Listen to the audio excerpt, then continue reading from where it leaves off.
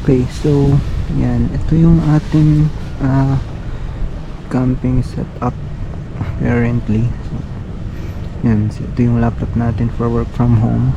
Then yan, remote na ang ating drone. So sinecharge pa natin yung drone doon kasi kakapalipad ko lang and then umulan, so nag-stop muna ako magpalipad. Then yan, meron tayo dyang basurahan. And yan, yung nilulutuan natin, yung naka LPG lang na ito na parang butane yung style niya pero LPG siya. Then yan, mga condiments lang natin. Yan siya. Then meron tayo ditong para sa tubig natin.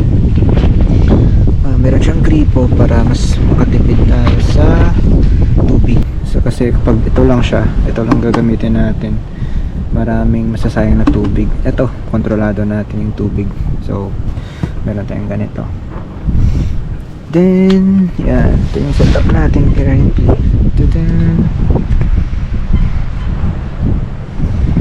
Yan, medyo makulimlim na ngayon yung langit, pero wala namang bagyo, so goods lang. Yan siya ngayon.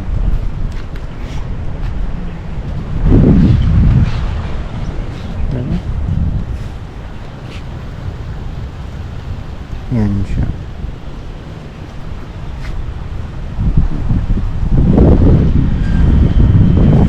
Then meron tayo dito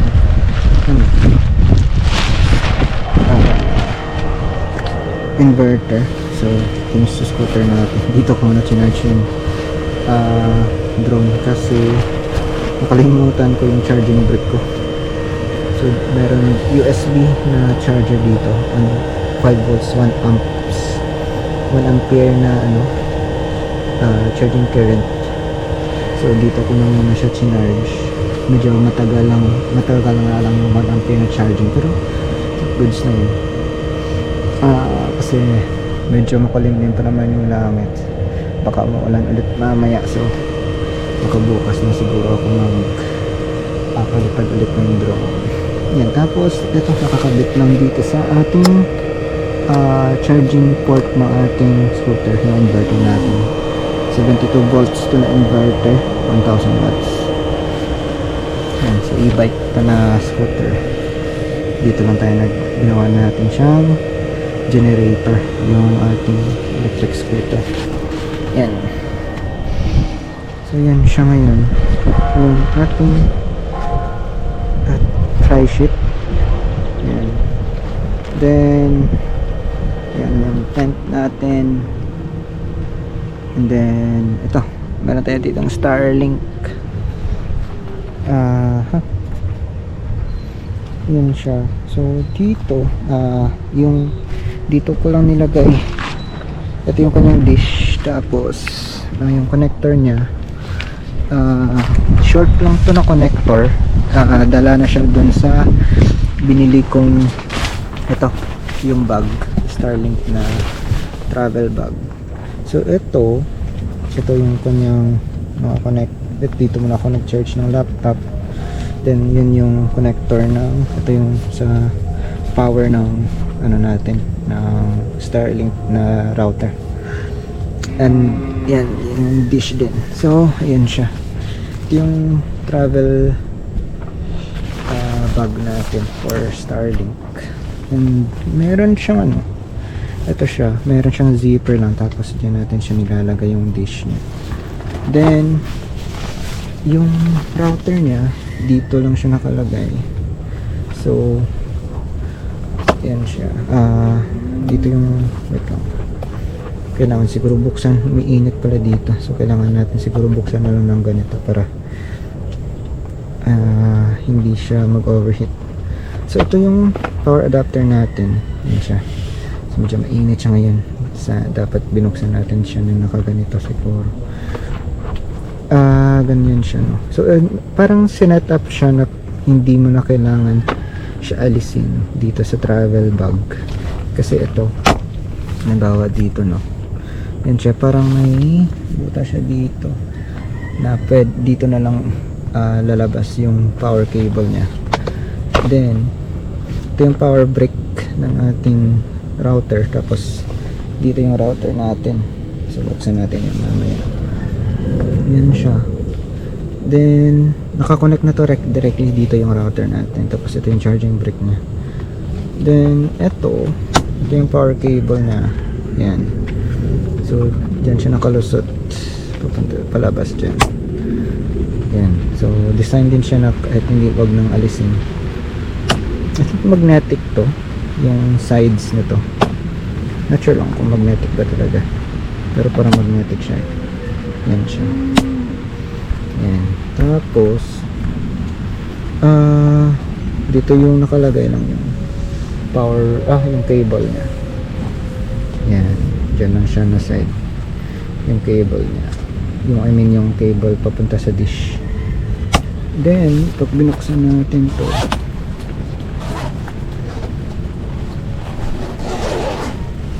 yan na siguro muna. Yan siya. Yan na yung ano natin. Yung router natin. Wait lang, try ko nga buksan fully to.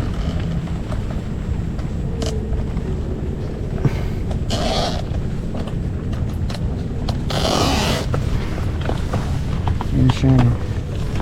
Yan. So dyan yung router natin. Tapos nakakabit na dyan directly yung charging brick niya and yung cable sa dish.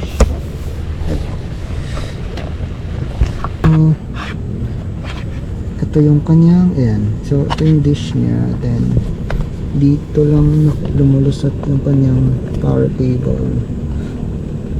Tapos ito yung sa dish niya. Then yung power cable na naman, right lang,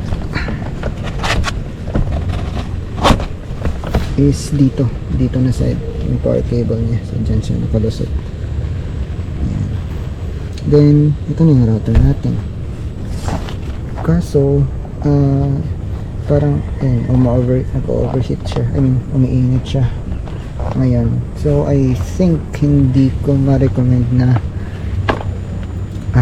nakaganito lang siya. Medyo mainit siya. So try natin observe na nakaganito lang if iinit siya, kasi yun nga, so nakasarado kasi siya kanina nakaganito. So I think hindi makahinga yung router. So try natin na nakaganito, in-observe natin if mag-iinit pa siya. Then if mag-iinit pa rin siya, no choice, need talaga natin siyang ilabas. Ayan. Kasi ito ngayon, yung purpose, alam ko yung purpose nito na hindi mo na kailangan may purpose na ito na may butas na dito is hindi mo na siya kailangan alisin dito sa bank. Yung router and yung power brick niya. Yan siya. So accessible dito yung power brick, yung router lang yung hindi accessible. I mean, kailangan mo talaga buksan yung buong zipper para lang makuha yung router niya. Yan. Yan siya ngayon.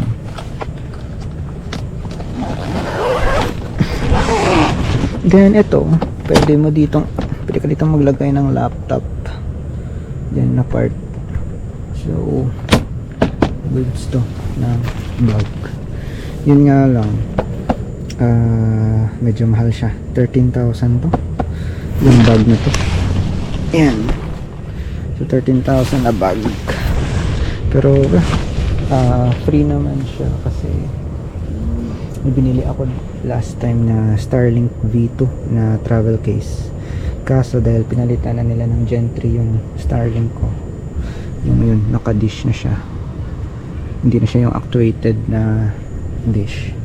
So manual mo talaga siya na ipo-point based sa position sa app. So halimbawa, para makakuha siya ng optimal na signal, ikaw talaga yung position ng dish, pero susundin mo lang yung sa app depende sa nakalagay sa app, i-rotate mo lang yung dish mo para makorek yung orientation niya and makakuha siya ng optimal signal para sa internet. Yun siya. So yun lang, I think. Yun siya currently. Ito yung setup natin currently. So wala ditong nagmamanage, wala din, so walang CR dito. Raw camping talaga tayo dito. Kapag gusto mong magbawas, need mo talaga maghukay dito. Or doon ka sa doon ka sa ilog. Joke lang. Huwag niyong gawin yun. Huwag niyong ipaanod sa ilog. Bad yan, bad. So maghukay talaga tayo dito. Pag halimbawa gusto niyo mag CR, maghukay talaga tayo dito. Then, pero yung tahimik dito, yun, may mga baka lang, yung kalabaw, kasi dyan sa bandang taas is dyan sila nagtatali ng kalabaw at mga baka nila, kasi ano dyan grassland yung dyan sa taas, kaya mainam na anong term dyan, basta dyan nila tinatala yung mga baka nila tuwing umaga hanggang hapon. Then kinukuha lang nila paggabi. Yan siya. Ito yung palibot niya. Then ito, meron siyang ano dito, dike. Meron dike dito. Then yan, ito yung ilog na. So as much as possible, check nyo yung weather. Check nyo yung weather, kung may bagyo o wala. So yan, kasi pag may bagyo at nag-camping kayo dito Riverside, baka umapa yung tubig at disgrasya kayo, or kapag umapa yung tubig, so delikado sa inyo, baka malunod kayo or madala sa agos yung mga camping gears nyo, or worse, baka malunod pa kayo if umapa yung tubig. Yan, so yun lang, I think, then dito yan, dito sa taas,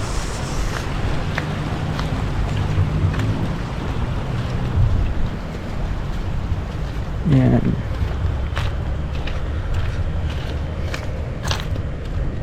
may mga puno ng kahoy din dito sa taas. Yan siya.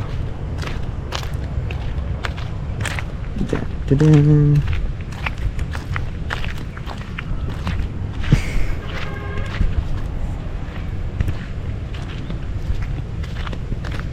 Ay.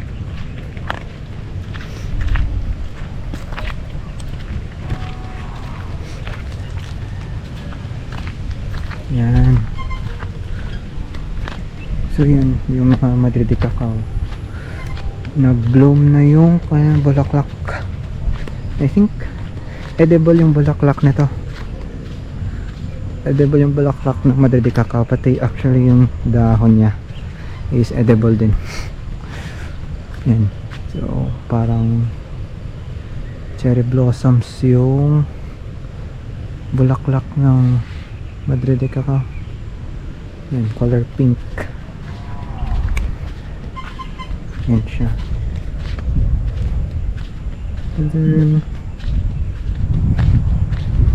yan,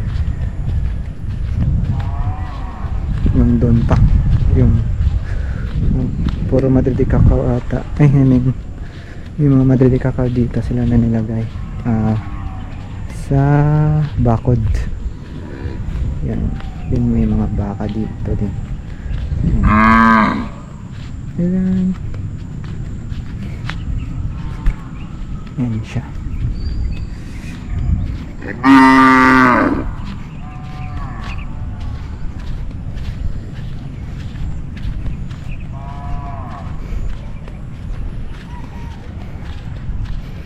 Yan, so isang ano pa is tubig ninyo. Pa need nyo magdala ng tubig dito. Kasi yun nga, walang nag-manage dito. So para lang sa pangluto and para sa yan, pang inom tubig na inumin, and then pangluto ninyo or panghugas ng mga utensils and yung ginagamit niyo pangluto.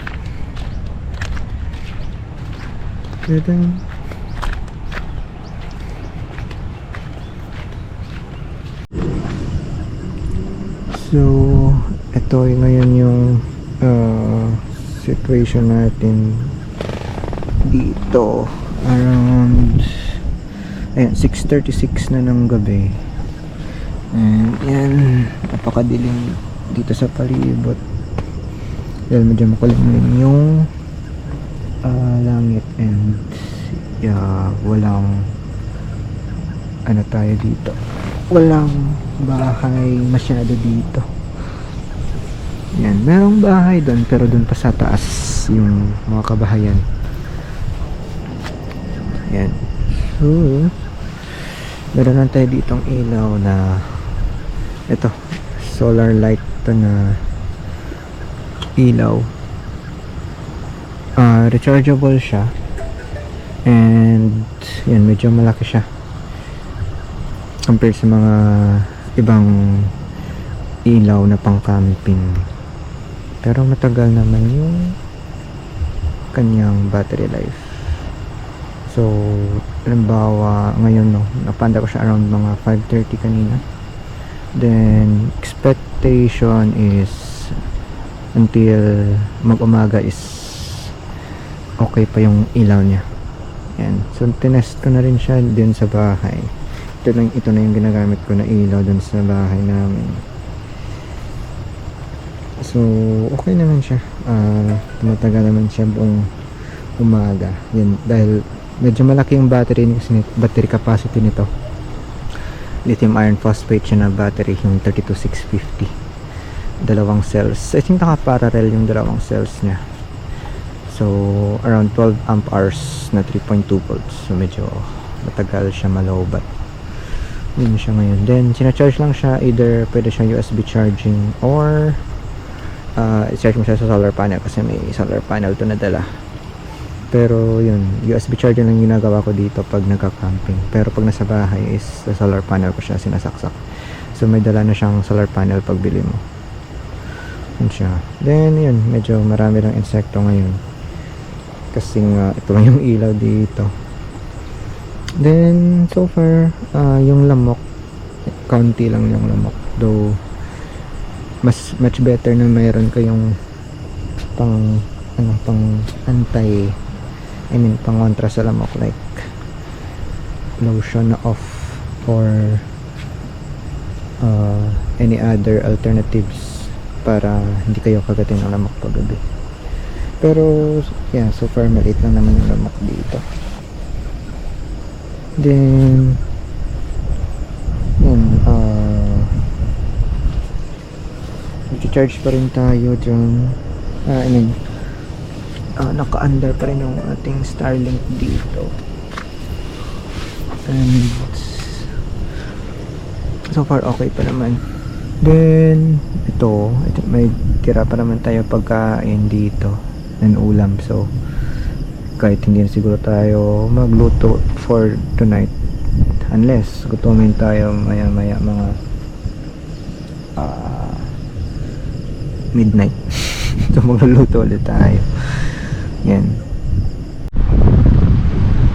Okay, so ito ngayon yung camping setup natin dito sa Riverside. Sa mailog ito tayo nag-camp. So raw camping tayo, kasi walang nagmamanage dito. Then kita lang natin to na camping spot. Yan siya. So bumili lang ako ng tubig kahapon. Tinarga ko lang sa scooter.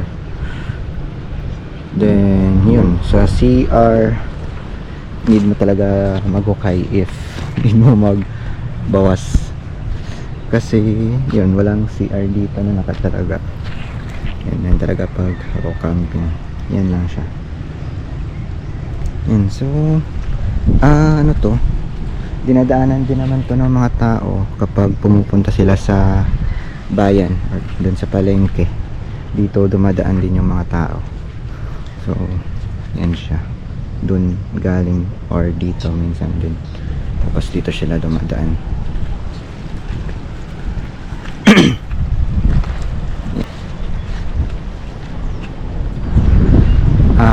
Medyo malakas lang yung hangin dito minsan, kaya medyo mahirap mag setup kahapon nito ng fly sheet kasi lakas ng hangin, pero na-overcome naman so far. Then ito, meron tayo ditong Starlink ngayon,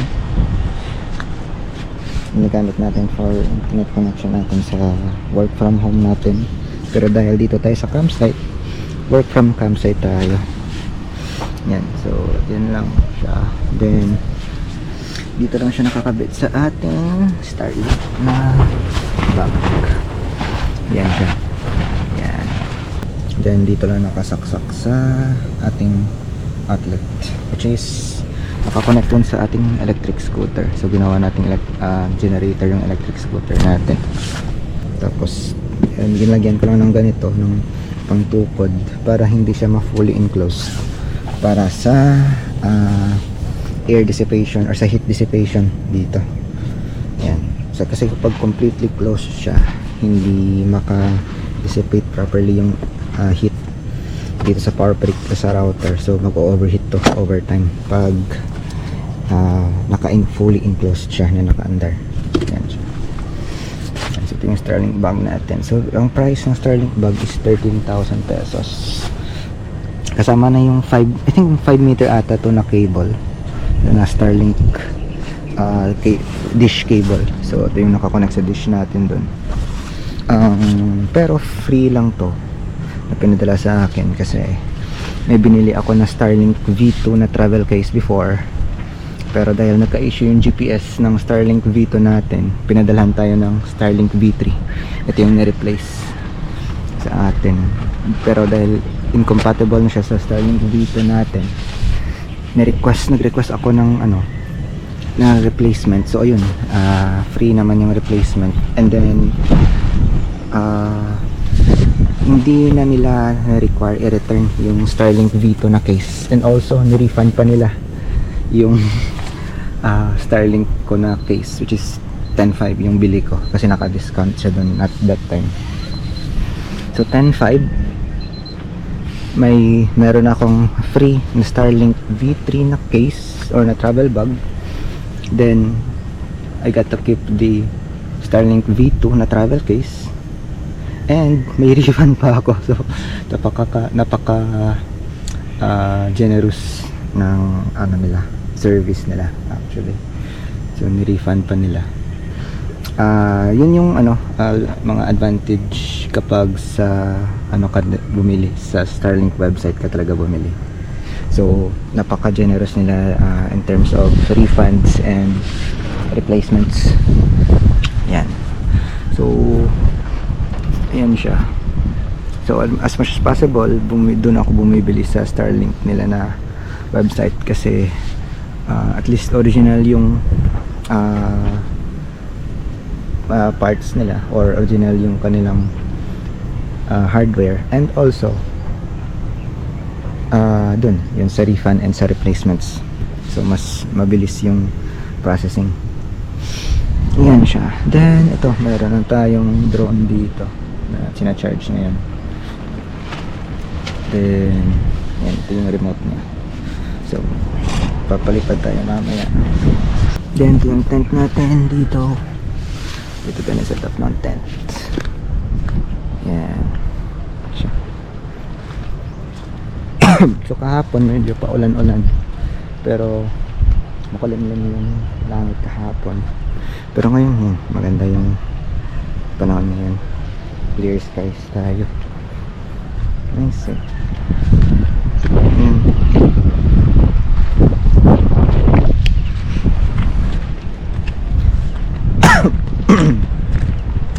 Tapos ito yung motor natin, electric siya, scooter.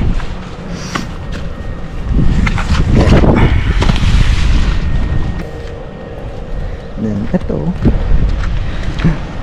maganda dito kasi malamig, hangin siya.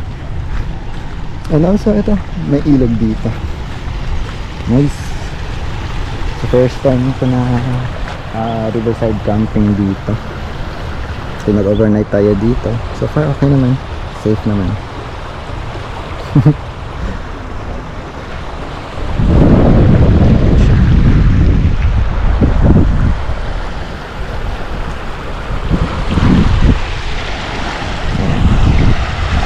So dyan na side, dyan sila nagpapaligo ng kalabaw nila. So for peaceful dito, yun lang talaga. Yung CR syempre, pero camping tayo, wala pang CR dito. Tapos punta tayo dun sa taas.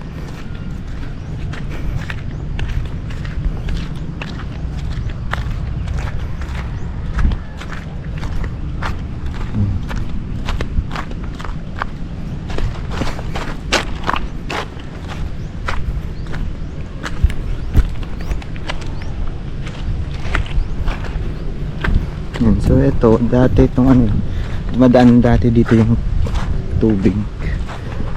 Pero ngayon yan, tuyo na siya. Papunhala mula doon. Pero I think pag bumabagyo or umaapaw yung tubig doon, is dito nagpo-flow yung tubig papunta sa ilog.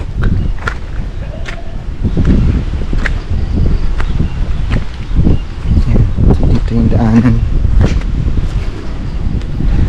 Yeah.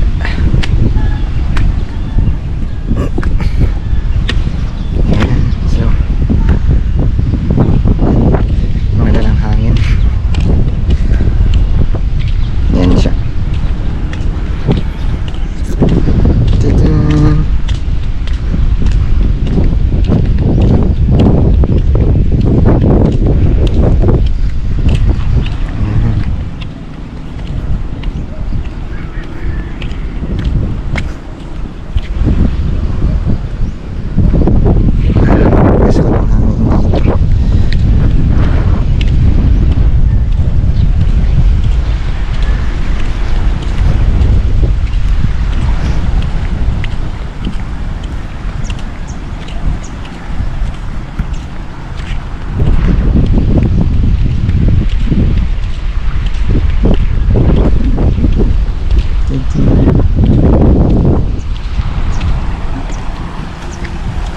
So yan yung ano natin, ilog mo.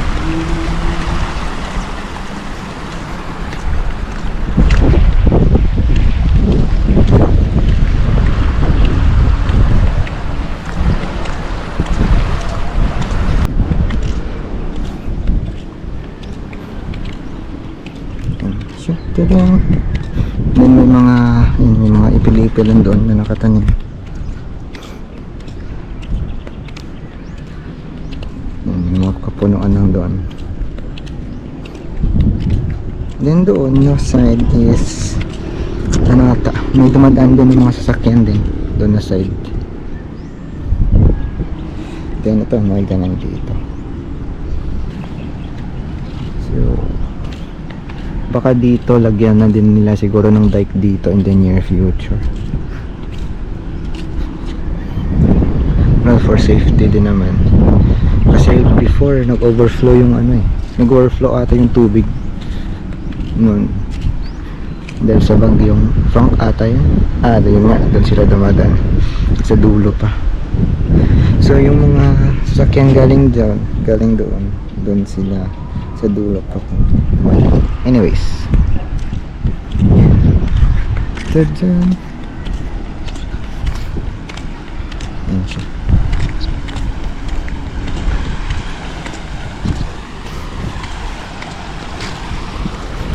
So So far, so good. Hindi ko na kailangan kahapon kagabi mag electric fan kasi napakalamig talaga. Especially pag gabi. Malamig na yung hangin. So kailangan mo talaga gumamit ng jacket. Yan. Not sure lang sa summertime dito. Mainit na siguro. Yung February lang talaga napakalamig. Ito so far yung pinakamalamig na February. Pinakamalamig talaga na February. Climate change.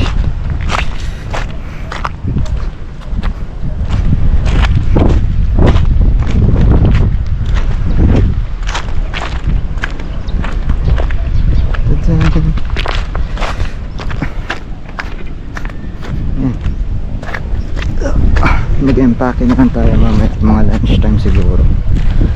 Pero ito, mag-work from home muna tayo dito umaga. Yan. Nice. Yan lang.